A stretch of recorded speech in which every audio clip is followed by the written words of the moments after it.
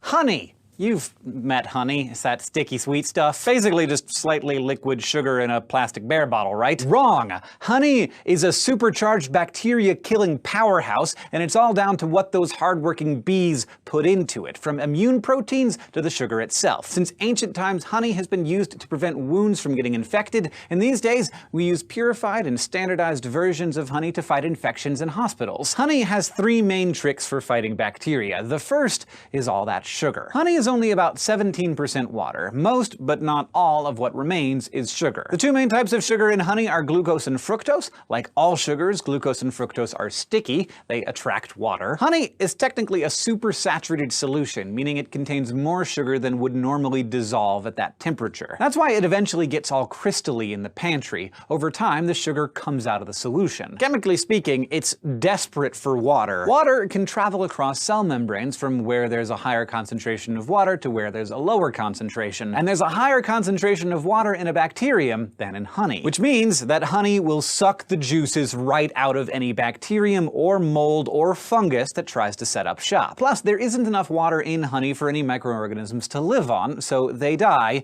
and the honey doesn't spoil. The second thing is that when bees make honey, they throw in an enzyme called glucose oxidase. And bacteria hate glucose oxidase because it produces two different compounds. It converts glucose to gluconic acid and hydrogen peroxide. Gluconic acid is, you guessed it, an acid. It gives honey a pH value of less than 4. That's about 1,000 times more acidic than the neutral pH of 7 that most bacteria need to grow. And hydrogen peroxide is very good at killing cells. It destroys the cell walls of bacteria, which breaks them apart. Glucose oxidase isn't active in ripe honey. There's not enough water for it to work properly. It seems to be there to keep the honey from spoiling while the bees are drying it out. But if you dilute honey, the glucose oxidase will switch back on and make gluconic acid again. The final thing bees do to make honey antibacterial? They put antibiotics in it. Some types of honey contain a protein called B defensin 1, which is exactly what it sounds like. B defensin 1 defends bees. It's part of their immune system and protects them from certain bacteria, including ones that cause nasty diseases inside the hive. It's produced in a gland that bees use to make honey, so it makes sense that some of it would make it into the finished product. And while scientists aren't sure how much of the protein really is in honey,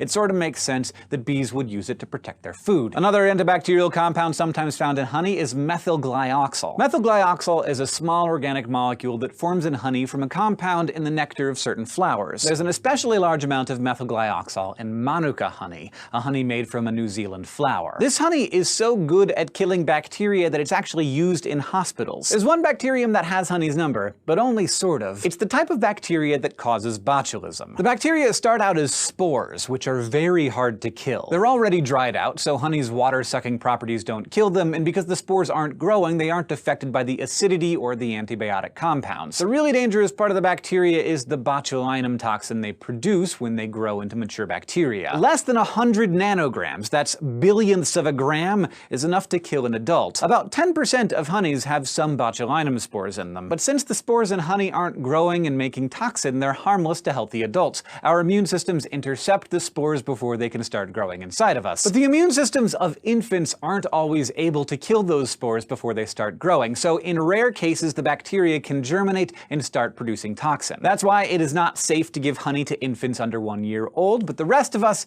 do not need to worry about it. So the next time you're looking for something sweet, go ahead, eat some of bacteria's worst enemy.